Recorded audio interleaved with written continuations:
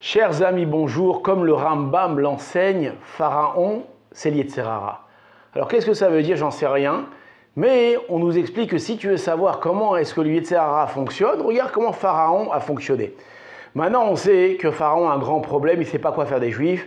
Ils sont en train de grandir, et il a peur qu'un jour ils viennent prendre le pouvoir. Donc il va user beaucoup de sagesse pour essayer de trouver des trucs, pour essayer justement de les dominer. Une des ruses qu'il va employer, alors le Midrash nous raconte, c'est qu'un jour il va mettre à son cou une brique en or. Il va aller sur un champ et il va commencer à travailler comme ça. Les Juifs vont le voir, ils vont dire « Oh Pharaon, mais que fais-tu? À creuser la terre ?» Il dit « Oh, je construis l'Égypte.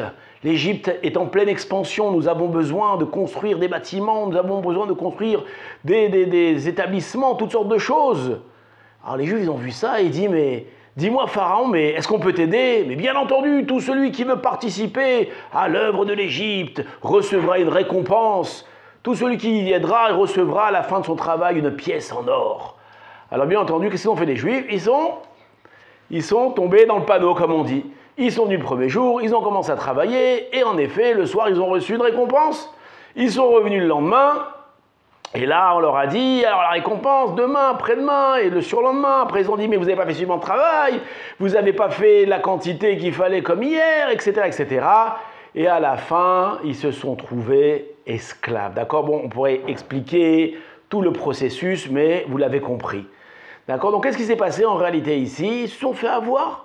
De la même façon, le Yetzer Hara, qu'est-ce qu'il fait? Il vient nous séduire. Si on sait qu'on a en face de nous le Yetzer Hara qui vient nous séduire, alors on tombe pas dans le panneau. Mais quand on ne sait pas, quand on croit qu'il y a réellement une épreuve, il y a réellement quelqu'un qui est face à nous, qui nous veut du mal, ou quelqu'un qui nous manque de respect, ou qu'il y a face à nous une vraie épreuve, on croit que c'est une réalité, alors on tombe dans le panneau. Mais si on sait que face à nous, en réalité, ce n'est que le Yetzer Hara qui agit contre nous, alors on n'est pas bête et on ne tombe pas dans le panneau. D'ailleurs, nous disent nos chachamim, nos sages, que en adam choté, ela nichnas bo ruach shtut. Un homme ne faute que s'il rentre en lui un vent de folie. C'est quoi un vent de folie? On peut expliquer de plusieurs façons, mais la meilleure façon d'expliquer, c'est qu'il a oublié qu'il avait face à lui à une épreuve et il croyait que face à lui, il avait une réalité. Et il est tombé dans le panneau. Pour exprimer l'idée, je vous raconte une histoire très rapidement. Et un jour, il y a un chassid qui était très coléreux. Pour un oui, pour un non, il se mettait en colère.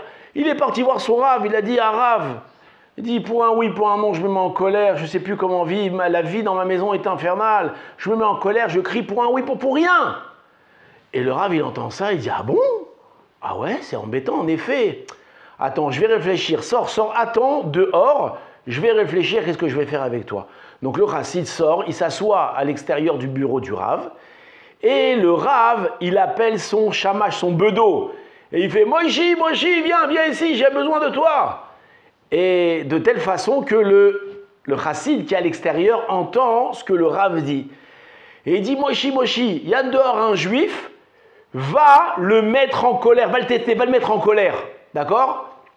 Qu'est-ce qu'il fait le bedeau? Il exécute, il sort, et il va face au juif. Maintenant le juif il a très bien entendu ce que le Rav a dit.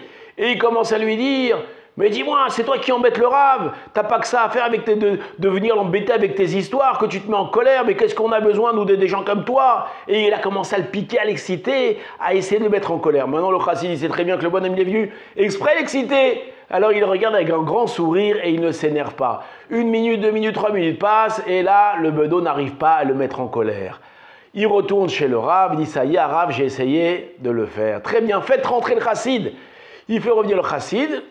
Il lui dit, le Rav, il lui dit, mais je vois que tu n'es pas du tout un homme coléreux. Voilà, mon bedeau, mon shamash, il a essayé de te mettre en colère. Et t'es pas mis en colère. Alors le chassid, il éclate de rire, il dit, mais Rav, mais je vous ai entendu quand vous lui avez dit, mais en colère, je suis pas bête pour tomber dans le panneau. Et alors le Rav, il le regarde dans les yeux, il dit de la même façon. Si face à toi, tu as toujours en tête que c'est le Yetzer Hara qui vient t'exciter, alors tu ne te mettras pas en colère. Pourquoi tu te mets en colère? C'est parce que tu crois que face à toi, il y a une réalité, il y a une réelle cause qui te pousse à la colère. Mais si tu comprends que c'est que du vent, c'est un mirage qui est face à toi, c'est que des choses qui ont été mises face à toi pour que tu te mettes en colère mais qui ne sont pas vraies, alors tu ne te mettras pas en colère. Et de la même façon, si les Juifs, à l'époque, ils avaient compris que Pharaon, qui était face à eux, c'était Yetzer-Hara, et en réalité, ils voulaient les faire tomber dans un piège, ils ne seraient jamais tombés dans le piège. Et pourquoi ils sont tombés en piège? Parce qu'ils ont cru que face à eux, il y avait une réalité. N'oubliez pas que le Yetzer-Hara agit dans le dimion, il agit dans notre imagination. Il nous fait croire que les gens nous veulent du mal, il nous fait croire toutes sortes de choses. Mais en réalité, tout est faux. Tout est faux, tout est dimion. Et celui qui a compris ça, alors il a déjà un outil pour se battre contre le mal. À très bientôt, que du bonheur.